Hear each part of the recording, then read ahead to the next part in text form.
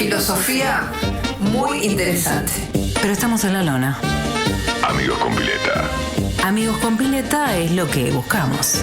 Ya lo vas a entender.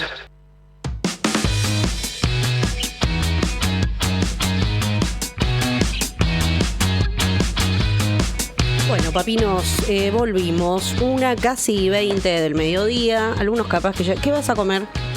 No tengo ni idea. ¿Todavía no sabes? No. Yo tampoco, me parece.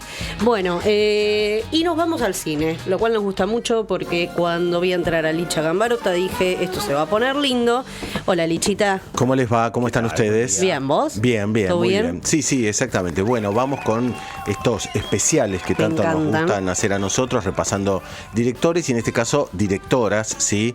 Vamos a hablar de Sofía Coppola, ¿sí? Una muy emblemática directora, también actriz, eso un poco menos, tenemos una foto de ella un poco como para ilustrar, pero Sofía, que de alguna manera, obviamente su apellido es lo más emblemático, ¿sí? La hija de Francis Ford Coppola, quien de alguna manera le inició su carrera cinematográfica con El Padrino 3, donde ella ahí justamente representaba a la hija del padrino, ¿sí? En una actuación bastante interesante que lleva adelante con el galán del momento, Andy García, tratando de conquistarla, y un rol muy clave en ese sentido. ¿Cuántos años tiene Sofía ya? Tiene alrededor de 50 años. Ah, ¿sí? Claro, yo me la estoy imaginando chica y ya... Claro, pero no. Pero bueno, nada, una mujer madura, sí, que joven. Ha tenido una trayectoria muy interesante, muy destacable. Me parece que está muy bien. Si tenemos por ahí la foto de Sofía, vemos un poco como para ilustrar quién es. No le pesó el apellido. Claro, bueno, un poco el debate, ahí la vemos a Sofía, un poco el debate era... No. Muy reciente, bastante reciente. Sí. Parece Sí, tal cual. Joven. Bueno, la cuestión es que Sofía comenzó haciendo muchos videoclips y cortometrajes, ¿sí? Siempre le gustó mucho el rock, está muy presente en sus películas, fue haciendo distintas trayectorias. En su momento se hizo muy emblemática formalmente la película con la que tomó trascendencia, que es Vírgenes Suicidas, ¿sí? Una peli que además tiene una música muy especial, muy interesante, pero digamos que los grandes niveles de popularidad y de trascendencia se dio con Lost in Translation, o aquí conocida popularmente como Perdidos en Tokio. Sí. El título no es Perdidos en Tokio, obviamente, más allá de que está filmada en Japón. Lost in Translation sería algo así como perdido en la traducción, ¿no? Una idea muy común, muy usual en cuando estás, dialogando o en el marco de alguna situación de un idioma que no conoces en lo más mínimo, bueno, quedas un poco lost in translation, ¿no? Perdido en esa traducción o en ese pasaje o en ese pasar. Translation también puede ser de la traslación de un país a otro. En este caso tiene como gran protagonista Lost in Translation o Perdidos en Tokio a Bill Murray, ¿sí? Un muy emblemático comediante, que representa en esta peli, que es del año 2003, que está disponible en Netflix, a un galán maduro de la actuación, ¿sí? Ahí los que ven en video lo estamos viendo, que es invitado a Tokio para filmar publicidades de whiskies, ¿sí? De alguna manera los japoneses lo toman como un ícono, juega con esa idea, ¿no? Del Star System, y entonces él hace una especie de mini gira que implicará una serie de publicidades, y lo invitan a algún par de programas de esos locos que tienen siempre los japoneses, que son medio raros. Bueno, la cuestión es que él, Bob, ¿sí? No tiene manejo del idioma, obviamente, ni lo más mínimo, y en algún momento empieza como el deambular de ¿qué hago acá? Está en su hotel, un hotel de primer nivel, no tiene demasiado que hacer entre publi y ya que se queda unos días, y como casualmente ve que hay otra norteamericana, viste, cuando escuchás el acento en un viaje descubrís que hay... Y te agarrás rápido de esa persona. Exactamente, que es ni más ni menos que Scarlett Johansson, ¿sí? Divino. Una muy joven actriz en ese momento, que aquí representa es una ficción, a la novia de un fotógrafo que está trabajando muy a full, que le pidió que la acompañe, pero casi no le da bola, ¿no? El novio Scarlett. Y entonces Scarlett también está ahí prácticamente todo el día en el hotel, sin nada que hacer, sin nadie que la acompañe. Y nada, empiezan como esa amistad que suele suceder, ¿no? Te conociste, mi amigo del hotel, y empiezan como a cruzar experiencias, a tratar de entenderse, en el marco de esto tan raro que es estar para dos norteamericanos, ellos no representan esta idea, pero dos íconos, ¿no? de lo que es ser el mundo civilizado, por lo menos lo que ellos entienden, en algo que no entienden para nada, ¿no? La idea también es muy interesante en el sentido de, bueno, digamos, uno puede surgir muchas reflexiones, ¿no? ¿Por qué no entienden nada? ¿Les interesa realmente entender en profundidad otra cultura, otro país? Bueno, es un poco esa reflexión, ¿no? Pegaron el viaje, porque tiene esa onda, bueno, surgió esa posibilidad. Es muy, me parece, más de los norteamericanos, o por lo menos creo yo eso, que de otros países, esto de, bueno, voy como estoy, digamos, no me preocupa demasiado si conozco o no conozco, pero sí empiezan a hacer un poco de experiencia cuando están ahí. Entonces, a través de ellos, un poco empezamos a entender o tratar de entender qué es Japón. Obviamente una cultura que es para nosotros, digo, en general, tal vez algún espectador tiene otra experiencia, oyente tiene otra experiencia, pero digo, Japón y su cultura y su idioma son, digamos, como lo absolutamente opuesto a nosotros, ¿no? Nosotros también estaríamos un poco Creo que de alguna manera, aparte de esta peli, no la vi hace mucho, no recuerdo, pero digo, en este repaso, refleja mucho el clima de época de ese momento, y como decís, una mirada bien yankee, bien estadounidense, porque en ese momento Tokio era como el otro lado del mundo, algo inaccesible, no sé si había tanto cultural como ahora el K-pop, etcétera, que cosas que migran más de allá para acá, pero que sean culturales. Que el K-pop igual es surcoreano, no es japonés, ¿no? Bueno, pero sí es parte de esa englobo, región, digamos, ahí. Claro. Y es como muy, es re loco eso, porque ahora capaz que sí, ya de alguna, viste que ahora de hecho está de moda ir a Japón, está de moda conocer esa cultura, pero en ese momento era un loco. Y yo creo que va mucho en esta idea, no de, digamos, propio de una cultura, de una identidad. Yo soy lo que soy y listo, y pego el viaje y lo hago. Él va a hacer su trabajo, ella está como de acompañante. Bueno, es una belleza la película, muy romántica, muy interesante, muy divertida. Bill Murray estaba en el ícono de su rol comediante. Realmente la recomendamos y mucho. Si la vieron hace mucho, aprovecha una segunda oportunidad. Está en Netflix, entonces, Lost in Translation o Perdidos en Tokio, en este especial que estamos haciendo sobre la carrera de Sofía Coppola. Otro film de un par de años adelante, Sofía desde su origen, como irán viendo, tiene una mirada especialmente dedicada sobre el lugar de la mujer en la sociedad, cuando no era habitual esta idea, es María Antonieta, ¿sí? María Antonieta, como lo dice el título, se ubica hacia fines del siglo XVIII, en la previa a la Revolución Francesa. María Antonieta era la reina de Francia cuando se sucede la Revolución Francesa. La historia va alrededor de cómo ella, alrededor de mediados del siglo XVIII, como dijimos, ella era hija del rey de Austria y es entregada al rey a Francia y al rey francés, Luis XVI, es entregada en matrimonio a los 14 años. Esto que era muy habitual en el momento, que uno podría pensar que hoy no debería ser tan habitual, tal vez en algunas otras regiones del mundo los matrimonios concertados son establecidos. La cuestión es que Kirsten Dunst, de ella estamos hablando, que se hizo especialmente popular en su momento por ser la novia del Hombre Araña durante una parte de la saga. Bueno, se conocen con Luis XVI y uno de los primeros temas, y por eso digo la avanzada en el planteo de la película, que es muy interesante en ese sentido, que obviamente según pasa el tiempo es como se va analizando, es lo que en el film se llama la consumación del matrimonio. María Antonieta y Luis XVI debían tener relaciones sexuales y tener un hijo, especialmente varón, ¿no? El delfín de Francia. Porque no había heredero, sino. O sea, era toda una especie de orquestación detrás de eso. Y en un principio, esto es una ficción que toma algo de realidad, algo de ficción, esto no sucede. No hay sintonía, digamos así.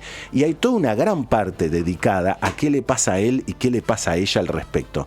Cuando ni remotamente se hubiera acercado, digamos, aunque está planteado en un, digamos, cierto tono ligero de comedia, obviamente en perspectiva uno puede ver cómo Sofía, además de reflexionar cómo ella es una especie de elemento, María Antonieta me refiero, de cosa que es enviada por su propio padre a Francia, como la corte, ¿no? Los que están alrededor del rey, en este caso, lo único que les preocupa es que reproduzca un hijo. Claro, y punto. Bueno, salvada esa situación, que es gran parte del film, luego entrará esto de ser reina. Y en algún momento ella entra en la sintonía de ser reina, teniendo casi 20 años, digamos, ¿no? Lo que hoy no existe como perspectiva. De repente ella tiene la posibilidad de hacer todos los caprichos, todas las cosas que se le ocurran, tienen como una especie de espacio aparte, un pequeño palacio que le da Luis XVI, como para que ella vaya con sus amigos, con sus amigas, con sus amantes, a comer, a ver obras de pintura, a pintar, a bailar. Y en el medio hay mucha música pop de la época del siglo XXI. Eso te iba a decir, cuando empezaste diciendo que ella le gusta el rock, que siempre hay algo de lo musical. A Sofía, en esta se ve mucho eso. Lo cual no era habitual poner música que no era de la época, pero está muy bien planteado. Es muy original cómo entra desde Madonna a New Order y varias otras bandas más en un planteo alrededor de ese lugar de mujer tan particular que en un principio es un simple objeto y luego, de nuevo, para los que ven con nosotros las imágenes, es desde la que empieza a disfrutar de la moda, de la comida, de los postres, de estar alrededor de sus amigues en general. La película es poco tiempo antes de la Revolución, no llega ese momento, pero la verdad que es una obra sumamente original para el momento, inesperada, a todos nos atrajo en principio por el planteo de la música y luego por el planteo general del lugar de la mujer, de la mirada sobre la monarquía, ¿no? Lo al pedo que están en la vida, lo inútil que son, y está muy bien representada esa idea, ¿no? O sea, porque obviamente hay otra línea histórica que puede plantear otro tipo de planteos y es sumamente respetable, pero el eje centralmente es plantear que son importantes boludos. Sí, esa nube de pedo. Claro, y que son orgullosos de vivir en esa nube de pedo. Tal vez no toda la realeza a lo largo de la historia, pero por lo menos el planteo de Sofía es muy claro en el sentido de el rol que era Luis XVI y María Antonieta, que sabemos terminan degollados ambos, ¿no? Por la famosa guillotina de la Revolución Francesa. Esta peli no está en plataformas, siempre es un tema, pero si la buscan la encuentran. Yo la vi, me parece. Hay una cuestión de temporalidad. Sí, las plataformas, claro, a no ser que sean producciones propias, las alquilan por un tiempo, digamos, ¿sí? Pero de cualquier manera, si la buscan, la encuentran muy fácilmente. Es una obra muy interesante, que está muy bien, muy original. Vamos un tiempo más adelante, y dijimos 2003, 2007, y ahora vamos al 2023. Es prácticamente lo último que hemos visto de Sofía, y vamos a ver Priscila, ¿sí? Priscila, tal vez a algunos que conocen un poco de música les puede parecer ya por dónde va. El ícono del nombre Priscila, digamos, en pleno siglo XXI. ¿De qué año es esta? 2023. Es ni más ni menos que Priscilla Presley, ¿sí? Es quien popularizó Por eso en un momento todas se llamaban Priscila. Es lo más probable, tal vez se me pierde algún dato, pero la historia que tiene como Elvis, ni más ni menos que a Jacob Elordi, ¿sí? Que luego se hizo muy popular, pero aquí todavía empezaba su carrera de popularidad, nos muestra a Elvis ya siendo un ícono, ¿sí? Que producto de tener que hacer lo que se llama el servicio militar, ¿no? Cerca de fines de la Segunda Guerra Mundial, llega a Alemania, donde Priscilla está en la base que su padre militar tiene a cargo. Entonces Priscilla, que estaba ostentosamente aburrida, digamos, ahí, se desespera conocerlo a Elvis, ¿sí? Elvis, entiendo que no tengo que desarrollar demasiado, es el ícono del pop, del rock en los inicios, los movimientos pélvicos que lo volvieron prohibido, digamos.